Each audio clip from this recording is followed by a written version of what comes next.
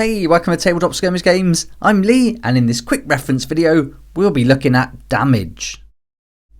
Now let's look at damage. When a fighter is dealt damage, take a number of wound counters equal to the amount of damage dealt, which will usually be the damage characteristics of an attack action that targeted them and succeeded, and give them to that fighter by placing them on that fighter's fighter card. Sometimes you need to know who or what is considered to have dealt damage to a fighter.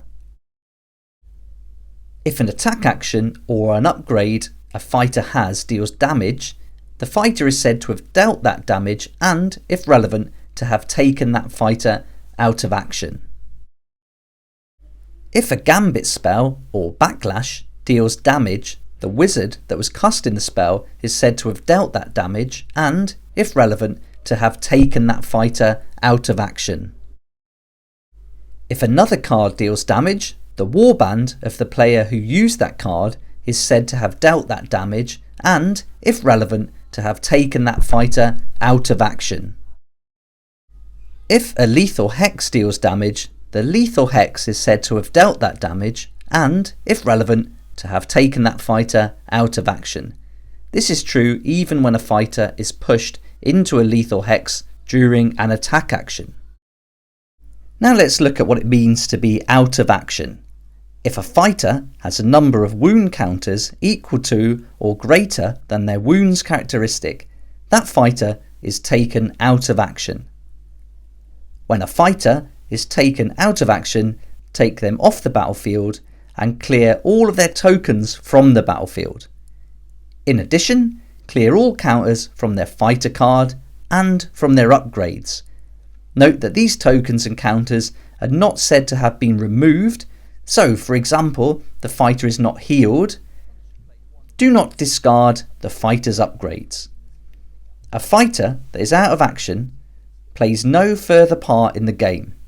They cannot be activated, they cannot become inspired, they cannot make actions, and you cannot use any abilities on their upgrades, and so on. When an enemy fighter is taken out of action, gain 1 glory point. If that enemy fighter had a wounds characteristic of 6 or more, gain 1 additional glory point. Now let's look at healing. Some cards allow you to remove wound counters from a fighter. This is known as healing. If a card tells you to heal X, where X is a number, that means that you remove that number of wound counters from the fighter or fighters described by the card. If they do not have enough wound counters, simply remove all their wound counters. A fighter is only said to have been healed if at least 1 wound counter was removed from that fighter card.